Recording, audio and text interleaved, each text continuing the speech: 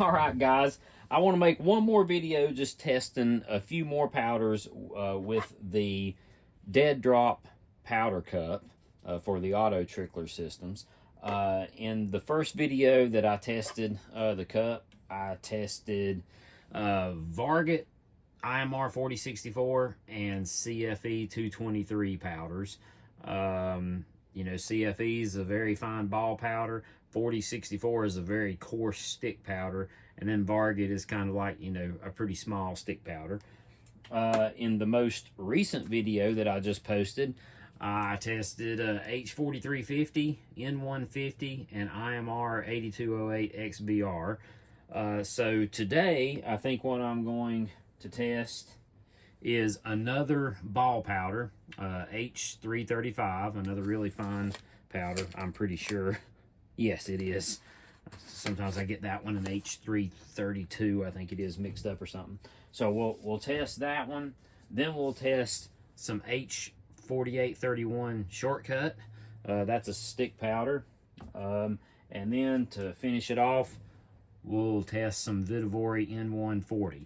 And I do have some, I think I have some H4895 floating around here too, but I mean, it's going to be real similar to like Varget or N140 or N150 or something. So, you know, I think we've pretty much covered the whole gambit of powders. I had some people in some comments, or in the comment section, talk about Stay Ball 6.5 being a bouncy powder.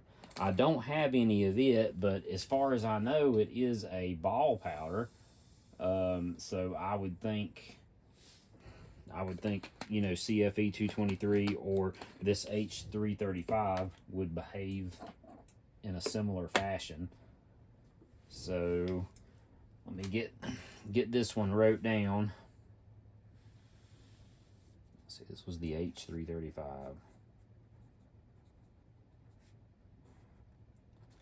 All right, there we go. I'll take off, throw about 35 or so charges. And you know, one thing I'm going to do is I have been dispensing around like 51 grains. I know this is a pretty common powder for like 223. I'm going to do like a low charge weight, like maybe something around 20 grains. Something to where not as much powder is going down into the cup, thinking that it might be more likely to bounce out because the more powder is not coming in on top of it. So just for kicks, I'm going to run my little metering drum down. I might have to dispense a charge or two here. It kind of got a little tight. That was 50 some grains of powder.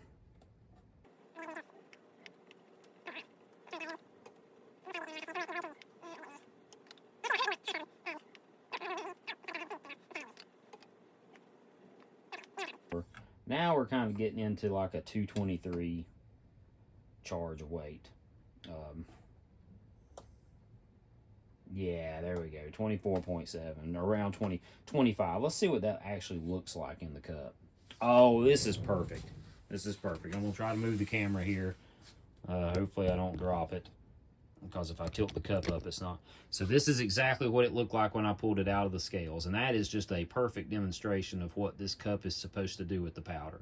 So yeah, let's run with that. I think that's going to accomplish what we were hoping to do.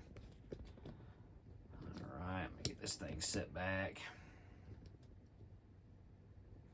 All right, here we go. Let me set that on the scales here. Hit print. Perfect. Now it should start dispensing that.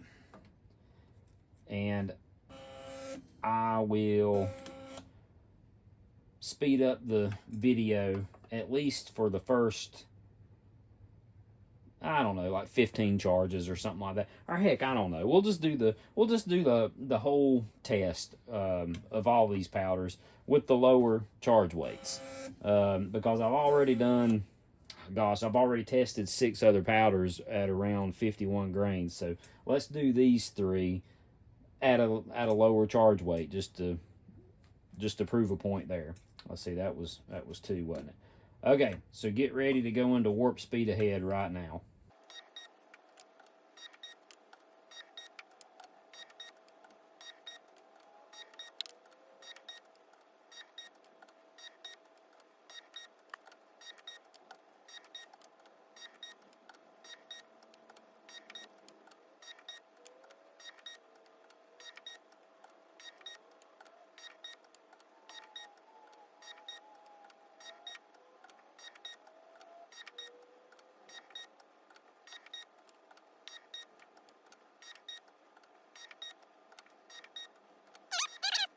That was charge 35.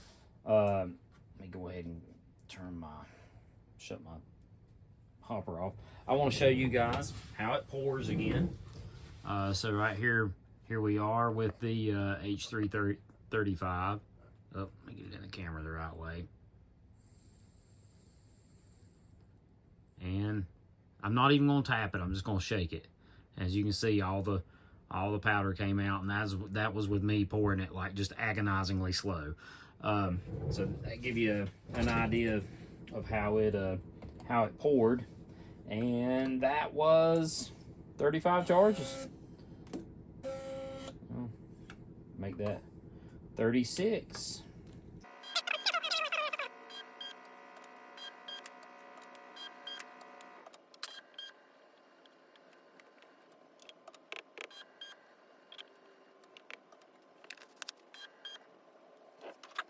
All right, next up, let's go with Vitavori N140.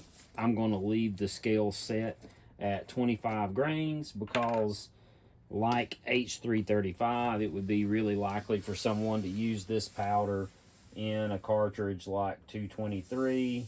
So something around a 25 grain charge weight is, you know, going to be pretty common.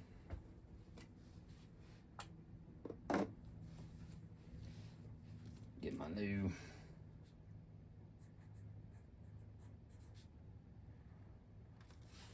there we go. Got in 140 rope down there, so let's do it.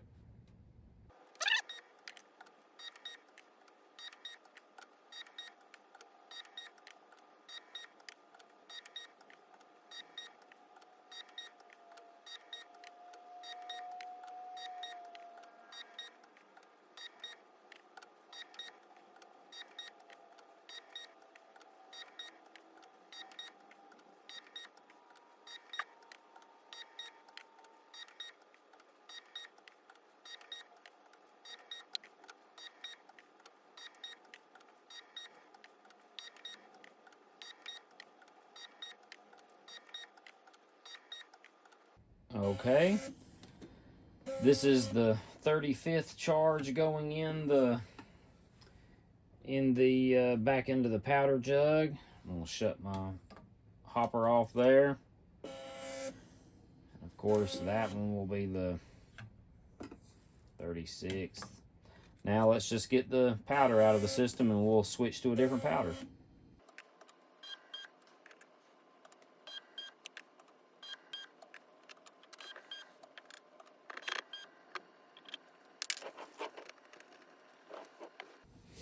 All right, now let's test some H4831 shortcut. I know this is a popular powder among, I think, F-class shooters. People shooting 284 Winchester, I think, use this one a lot.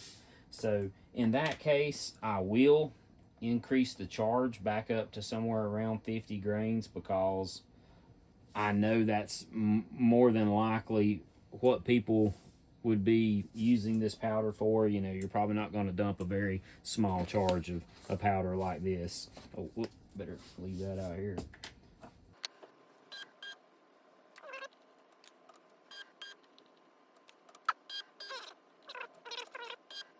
Yeah, there we go, 52. And just in case you're wondering what 52 grains looks like in this cup, again, I'm going to try to do the same thing without tilting the cup one way or the other. Right there is what it looks like. So, yep.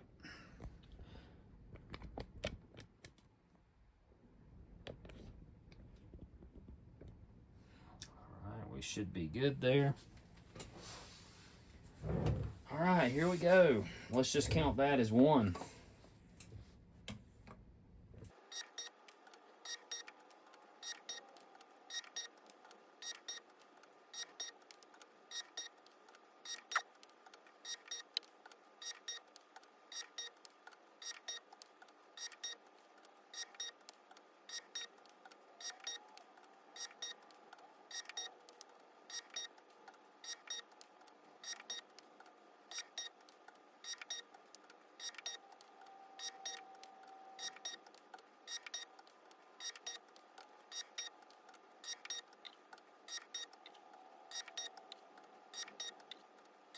All right. This is the last charge. I've had to start dumping the charges back into the hopper because I thought I was going to run out of powder.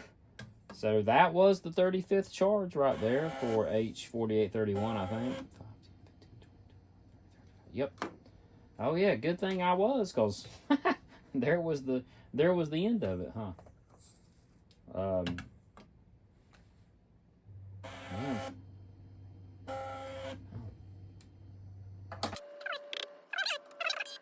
All right, now for the moment of truth. Go ahead and get this put away. Here was the here was my piece of paper. So you can see 5, 10, 15, 20, 25, 30, 35 or more charges of H4831 shortcut. Let's set the top off my scales here.